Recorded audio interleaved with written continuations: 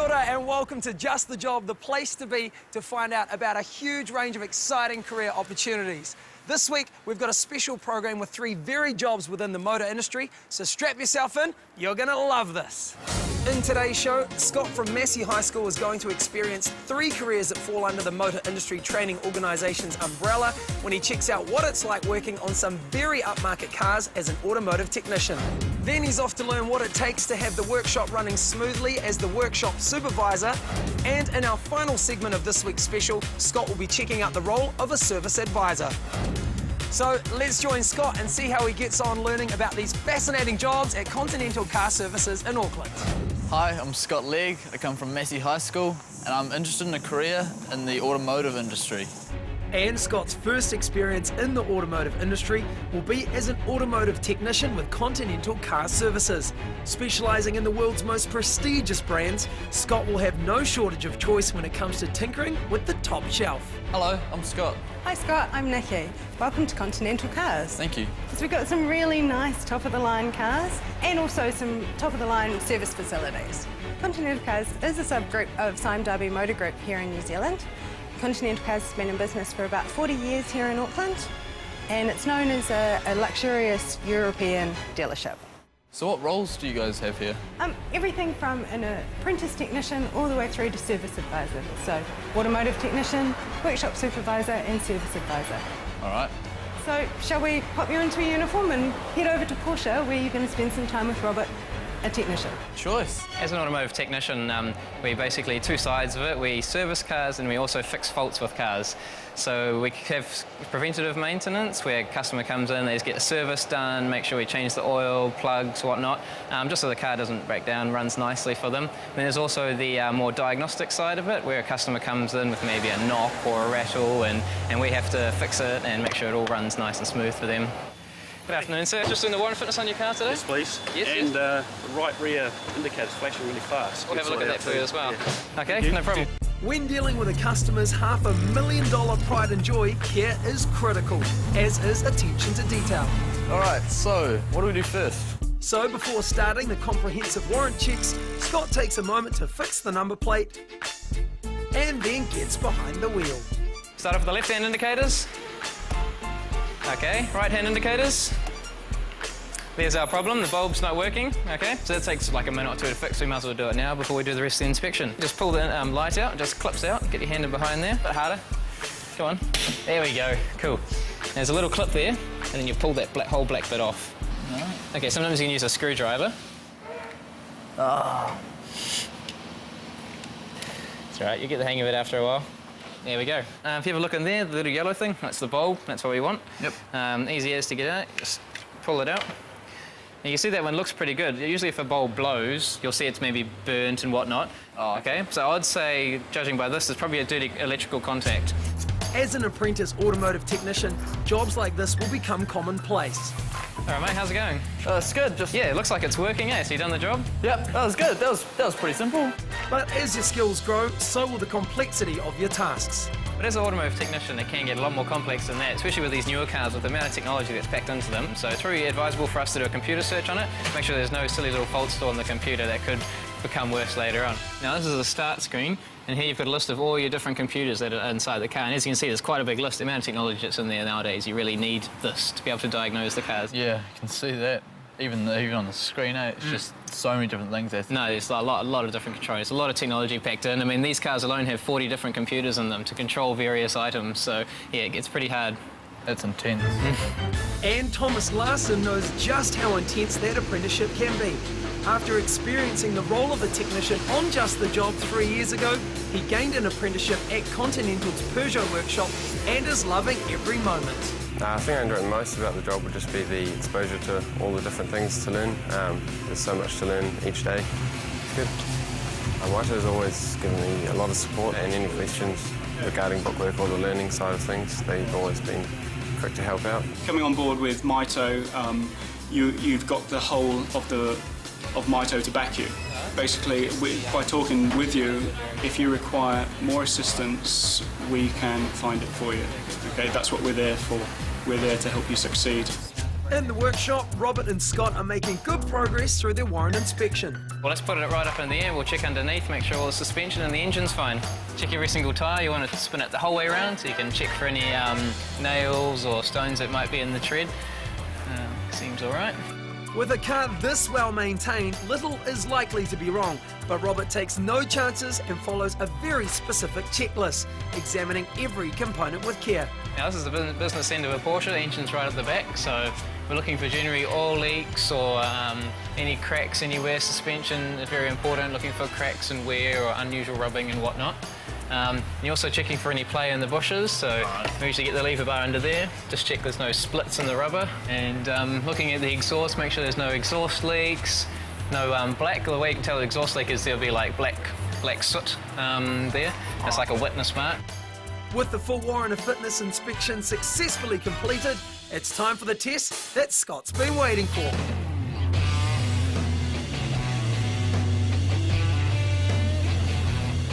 What other jobs do you guys work on? You can do anything from doing a basic service, an oil change service, right up to doing engine rebuilds. So take an engine out of a car and just completely rebuild it. And that's probably my favourite part about it, is the engine rebuild. It's nice and mechanical, technological and whatnot. You've got lots of options for travelling over the world or moving up managerial-wise. I think it's a great industry to be in. I really enjoyed being an automotive technician.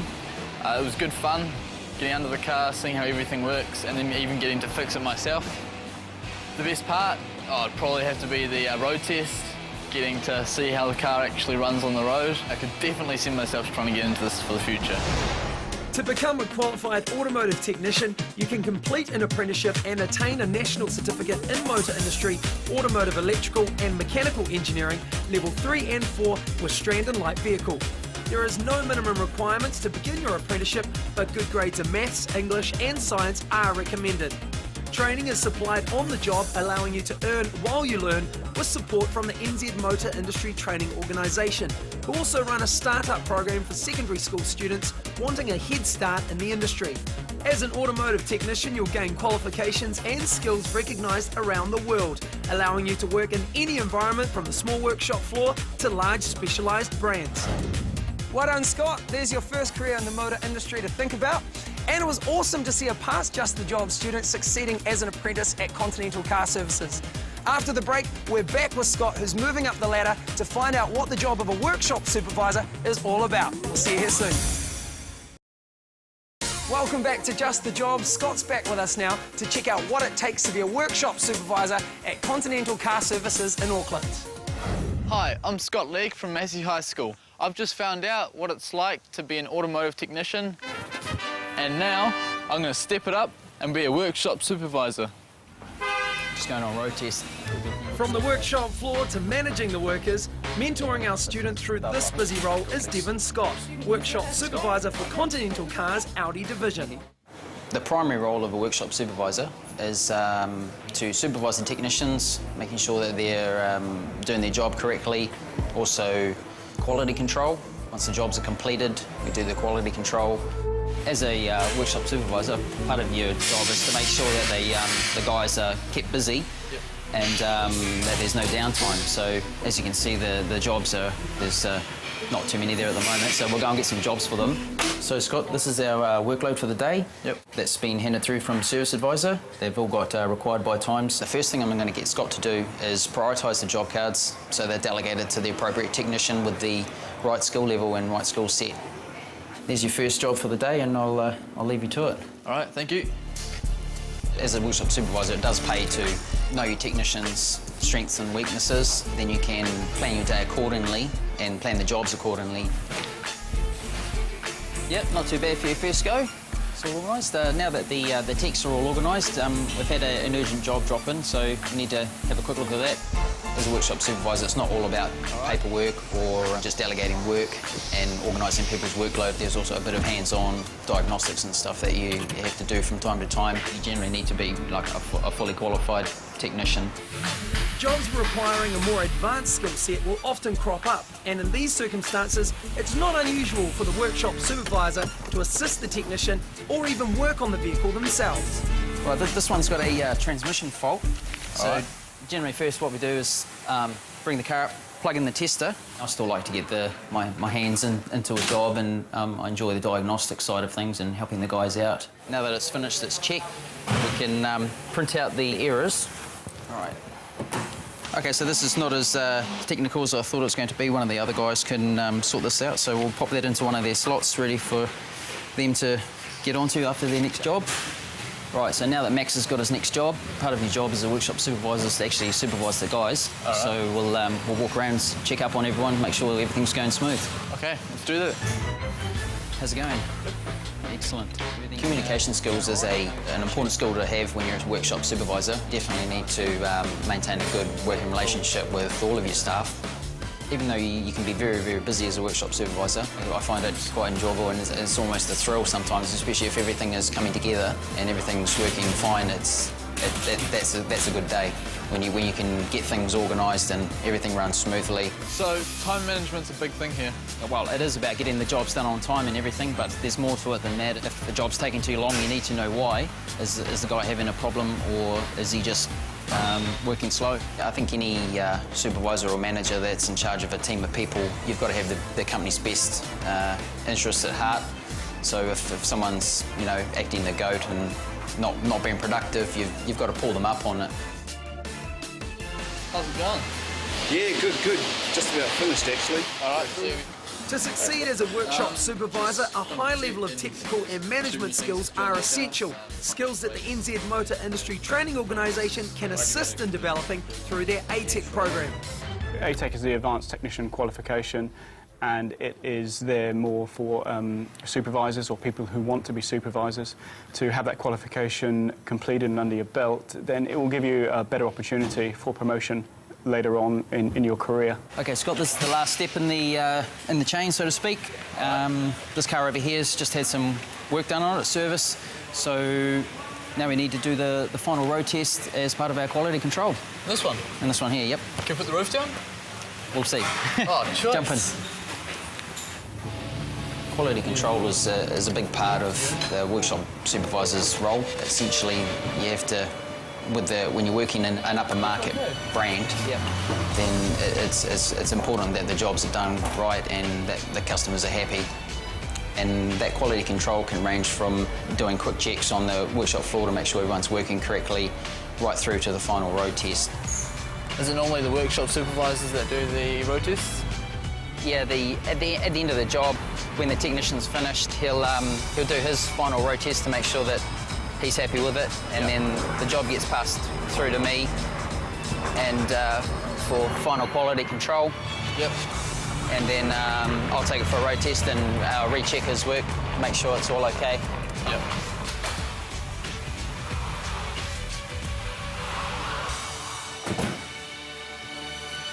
Well, Scott, that pretty much concludes the typical workshop supervisor's day. Yep. What do you think? Oh, it was great fun. I could definitely see myself doing that in the future. Excellent. You didn't do too bad. Thank you. Good luck. Thank you. It was a real fun job. Definitely lots of diversity in it. 1 minute you're on the floor, the next you're in the office doing work. And the interaction between the automotive technician and the service advisor as well. You're like the middleman, so you go. It's quite a good job. You get to interact with a lot of people, and it was quite a bit of fun. To become a workshop supervisor, a high level of skill and experience in a workshop is recommended.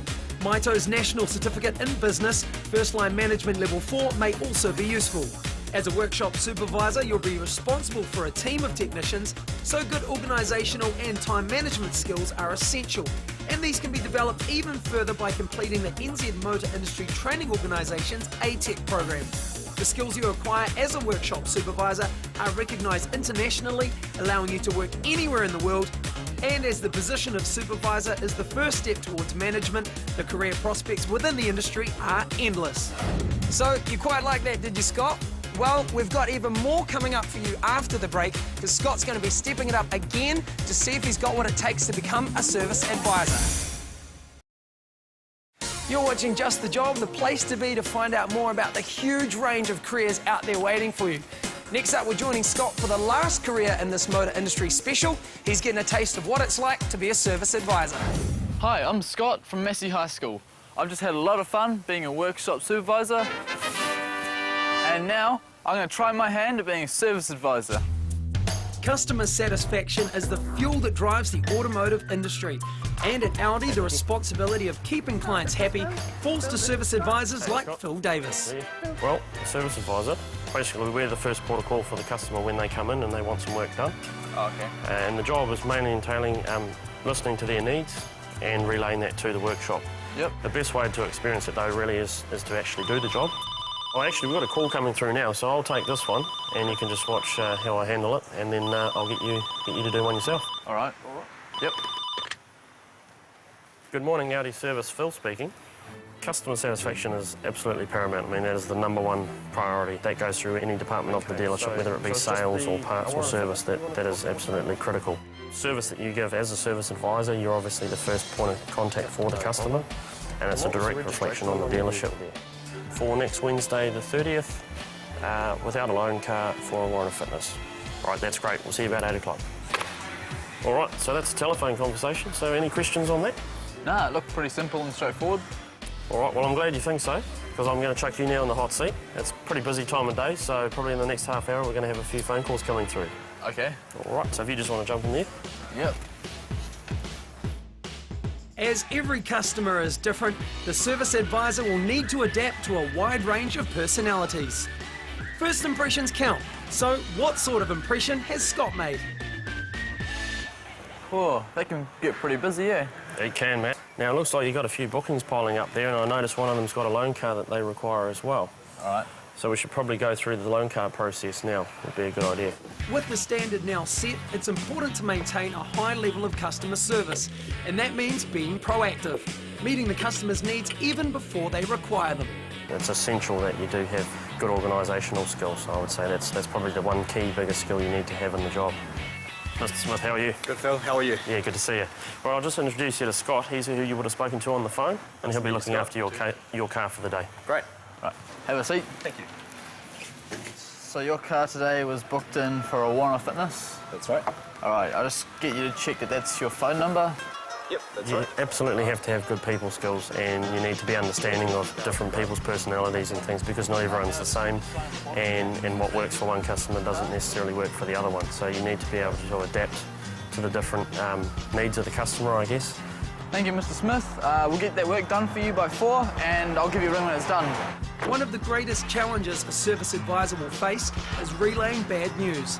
Even a straightforward service can uncover a serious fault, and it's their responsibility to bring these concerns to the client's attention. And it's very important at this stage is that we've got to be aware that this is obviously the customer's pride and joy, and they're obviously probably not expecting anything to be wrong with it. One key thing I'd say when you're speaking to a customer on the phone, if you're smiling while you're talking to them, they can actually hear that through the phone, as silly as that does sound. So that sets the mood of the conversation, which is very important. Hello, is Mr. Smith there, please? Hello, Mr. Smith. It's Scott from Audi Continental Cars here. Your car came in today for a warrant of fitness, and I'm afraid we've found a few problems with it. Keeping the customers on site is very important, and often the role demands a degree of problem solving. All up, that's going to come to a total of $1,835. So the ability to turn an undesirable scenario into a win-win situation is the mark of a good service advisor. Yep. Well, that sounded pretty good. How did it go? Yeah, he came round and he's willing to do what we need to do to Great. get the car done. He even is going to come in and watch some of the work being done on his car. Right. All right, Mr. Smith, would you like a coffee? Yeah, lovely. All right. Obviously, in the service advisor role, you're always trying to build relationships with the customer and build a good rapport with them, because that's the one thing that we can control, and you want to keep getting repeat business. So the customer doesn't have to come to us. They can go to any other dealer, but if you provide excellent customer service, you're increasing your chances of them coming back to you. We'll just get your invoice sorted out, and then we can get you on your way home. The next direct step from this position would be into a service management role. So that would be managing the whole department, and that's obviously still a very customer-focused job. Obviously with Sime Darby, a company of its size, it's a large international company, there is options obviously internationally as well. I believe that someone who enters the motor industry, really there are no limits in terms of what you can be. I mean, I've started as a apprentice mechanic on the floor. I've travelled internationally, I've worked in Germany, I've moved into sales and marketing, I've done general management, I've done parts. You can literally be as big as you want to be, and basically it's up to you. Thank you, Scott. Thank you. See you next time. Yes. So how'd you find that, Scott? Oh, I found it really good. I really enjoyed talking to the customers and seeing the customer satisfaction at the end of the day. Yeah, no, you did really well. And that's what it's all about. It's building relationships and getting repeat business off customers. Yeah. And I think you did really well, and I think you do well in this sort of type of role. Oh, thank you. All right. Thanks, Scott. Cheers, mate. To be a service advisor, you'll need to be computer literate, highly organised, possess strong communication skills, and have the ability to sell and provide excellent customer service.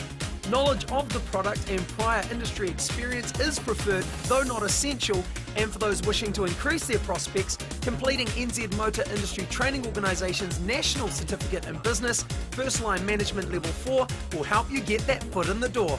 As the service advisor's role is a versatile one, you can expect to find yourself working in a broad range of environments with people from all walks of life. Today, there are so many exciting career options out there, it's not easy to choose the one that's right for you. But by watching Just the Job, you could just find exactly what you're after. To help you even more, Sarah from Careers New Zealand is up next with some excellent advice on finding the right job for you. You wouldn't buy a pair of jeans without trying them on, or a car without test driving it first. So why would you make a big decision about study or career directions without checking it out thoroughly? Be nosy. Curiosity's the best thing you've got when it comes to learning about different careers. Most people are happy to tell you about their job or industry, so be brave. Ring up people doing the job you're interested in and ask questions. The more you know, the better your choices. Somewhere out there is a great job for you. If you'd like any more information about the careers featured this week, or just more information about how to make that right career choice, then jump on our program website, tvnz.co.nz/justthejob. So best of luck, and I'll see you again next week.